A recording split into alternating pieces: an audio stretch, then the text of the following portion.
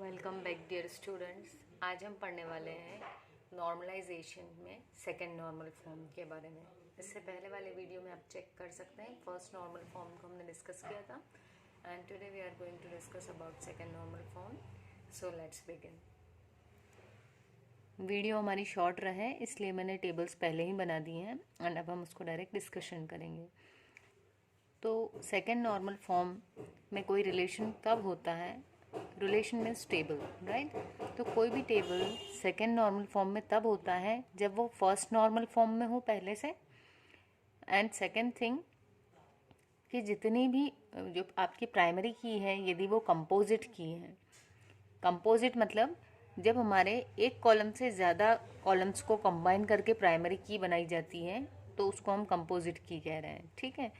तो यदि हमारी प्राइमरी की कंपोजिट है उस केस में जितने भी नॉन प्राइम एट्रीब्यूट्स हैं, मतलब वो सारे कॉलम्स जो प्राइमरी की का हिस्सा नहीं है, उन सभी को उस प्राइमरी की पर फुली फंक्शनली डिपेंडेंट होना चाहिए। मतलब no partial dependency should be there. ठीक है, ये हम लिख सकते हैं। यहाँ पर मैं लिख देती हूँ for easy understanding, no partial dependency. चलिए, तो हम इन चीज़ों को समझते हैं कि क्या होता है पार्शियल डिपेंडेंसी एंड ऑल। सो सबसे पहले हम एक टेबल ले लेते हैं और इसके थ्रू हम समझते जाएंगे। देखिए, ये टेबल है जिसमें स्टूडेंट नंबर लिखा हुआ है जिसको आप स्टूडेंट आईडी मान सकते हैं।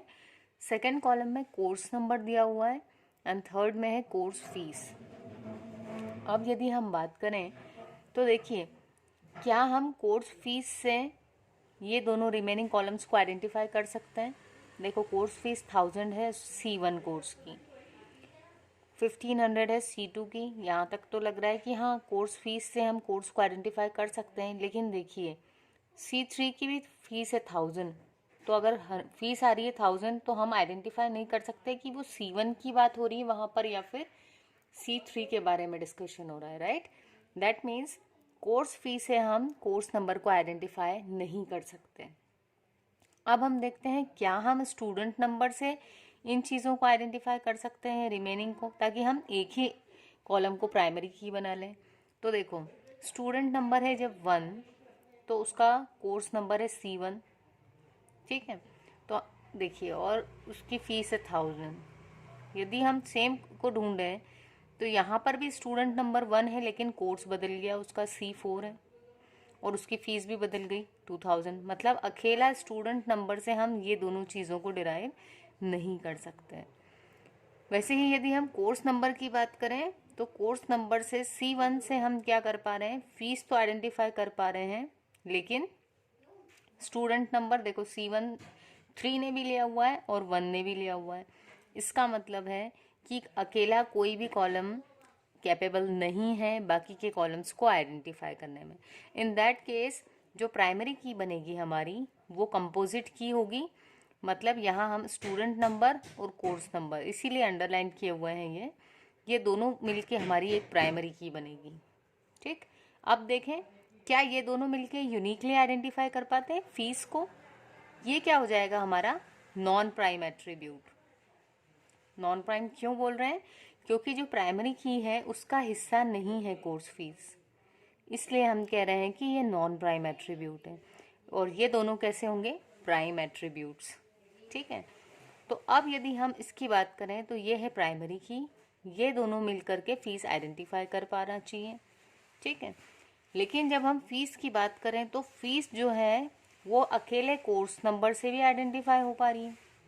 इसका मतलब है कि ये जो फीस वाला कॉलम है ये इन दोनों के मिलाकर, मतलब फुली इन पर दोनों पर डिपेंडेंट नहीं है, बल्कि इस की में से अगर एक अकेला ये कॉलम ले रहे हैं तो भी ये कोर्स फीस आइडेंटिफाई हो पा रही है। इसको कहते हैं पार्शियल डिपेंडेंसी। इसी को कहा गया है पार्शियल डिपेंडेंसी, राइट? क्योंकि ये इन दोनों कॉलम से मिलकर डिराइव नहीं हो पा रही। सो ये रीज़न है कि इसको हम कहते हैं ये जो आपका टेबल है ये सेकेंड नॉर्मल फॉर्म में नहीं है, ठीक है? यहाँ कंफ्यूज मत होना कि जब ये अकेला इसको आइडेंटिफाई कर पा रहा है तो इसी को क्यों नहीं बना दिया प्राइमरी की। इसको अकेले को इसलिए नहीं बना पाए क्योंकि ये इसको आइडेंटिफाई नहीं कर पा रहा था। देखो C1 से 1 नंबर भी निकल रहा है और C1 से 3 नंबर भी निकल रहा था। तो क्योंकि ये यूनिकली किसी एक नंबर को नहीं आइडेंटिफाई करवा पा रहा है इस कॉलम में, इसी रीज़न से इन दोनों को मिलाकर के प्राइमरी की बनी। लेकिन इस वाले कॉलम ने डिस्क्रिमिनेट किया, ये इस पार्शियल की पर डिपेंडेंट है, मतलब आधी की पर। ये दोनों मिलके एक पूरी कंप्लीट की बन रही थी, पर ये तो पार्शियल की से ही डिराइव हो रहा है। तो ये हमारी प्रॉपर्टी को वॉयलेट कर रहा था। कौन सी प्रॉपर्टी को? ये वाली। अब क्या करना पड़ेगा, इसको सेकेंड नॉर्मल फॉर्म में लाना पड़ेगा। कैसे लाएंगे हम? देखिए, क्या हम इस टेबल को 2 टेबल्स में डिवाइड कर सकते हैं? यस। तो पहली टेबल हम बनाएंगे जिसमें स्टूडेंट नंबर और कोर्स नंबर होगा, और दूसरी टेबल बनाएंगे जिसमें कोर्स नंबर और कोर्स फीस होगी। ये दोनों ही क्यों होंगे? क्योंकि ये इससे डिराइव हो पा रहा है। ठीक है, देखें यहाँ आए हम, क्या किया हमने, यहाँ पर एक टेबल बना दिया जिसका नाम था टेबल 1 ले लिया हमने। और अब क्या हुआ, आपका जो स्टूडेंट नंबर 1 था उसने कौन कौन से कोर्स लिए थे? C1 और C4।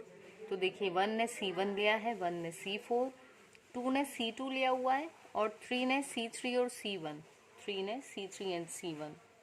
ठीक। अब यदि हम इसकी बात करें तो C1 की फीस फिक्स हो जाती है। देखो यहाँ भी 1000 है, इधर भी 1000। तो ये जो सेकेंड नॉर्मल फॉर्म होता है ये रिडंडेंसी रिमूव कर रहा है कि जो डुप्लीकेट डेटा, मान लो 1000 स्टूडेंट्स ने कोर्स C1 लिया था, तो हमको 1000 बार C1 की फीस स्टोर नहीं करवानी है, हमें सिर्फ एक बार करवानी है। तो क्या किया हमने, यहाँ पर जो C1 लिखा हुआ था वो लिखा, उसकी फीस जो थी वो लिखी, देन C2 उसकी फीस, C3 उसकी fees, and C4 and then its fees. तो यदि इस टेबल्स में हम बात करें तो यहाँ पर जो कोर्स नंबर है ये प्राइमरी की है, और इस वाली टेबल में स्टूडेंट नंबर प्राइमरी की है, और यहाँ पर कोर्स नंबर प्राइमरी की है। क्यों ये प्राइमरी की है? क्योंकि स्टूडेंट नंबर से कोर्स आइडेंटिफाई हो रहे हैं। ठीक, कि पर्टिकुलर अगर हम देखना चाहें कि सीरियल नंबर जिसका नंबर है 1, उस स्टूडेंट ने कौन से कोर्सेज लिए हैं, तो अगर हम 1 डाल के देखेंगे तो हमें उस स्टूडेंट के सारे कोर्सेज मिल जाएंगे।